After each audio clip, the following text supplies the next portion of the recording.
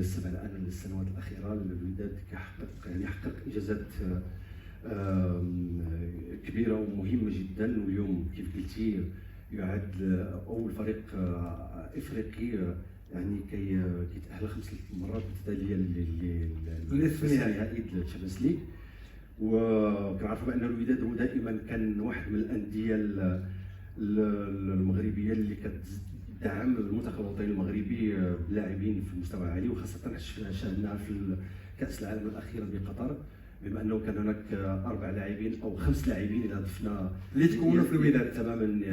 ياسين بونو، كاين داري، وكاين جبران عطية الله والتكناوتي بطبيعه الحال. فبما انه الممثل الوحيد الان اللي كيمثل الكره المغربيه في المنافسات الافريقيه، كنتمنى ان شاء الله بحول الله يفوز بهذا اللقب للمره الرابعه ان شاء الله الرحمن الرحيم. كنشوفوا بان هناك تطور كبير للكره الوطنيه على مستوى النتائج، خصوصا الفرق المغربيه فازت كاس الكونفدراليه والتشامبيونز ليغ، يعني اول مره في تاريخ السوبر كوب او كاس سوبر مغربيه خالصه 100%، الان بنتائج الوداد البيضاوي.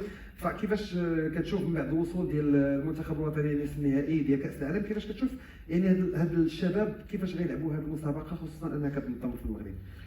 ونذكر بان كنتم اللي بديتوا الطريق في الدور الثاني لكاس العالم 1986، يعني سنين بعيده. كي كتشوف الوليدات واش عندهم امل انهم يربحوا؟ لا، هذا ما فيه شك، لانه اليوم بطبيعه الحال هاد الوليدات المنتخب الوطني ديالنا اقل من 23 سنه كيظهر لي الحلم ديالهم الاول وهو الوصول او حمل القميص الوطني للكبار، والهدف ديالهم الاسمى اظن اليوم هو بطبيعه الحال يكونوا في المستوى عالي، ولانه كيف ذكر باتريك هذه التظاهره الرياضيه كتعطي لهاد اللاعبين واحد الحماس، لانه الحماس اللاعبين ما كيكون متحمس وكيكون سعيد كيكون المردوديات ديالو عاليه.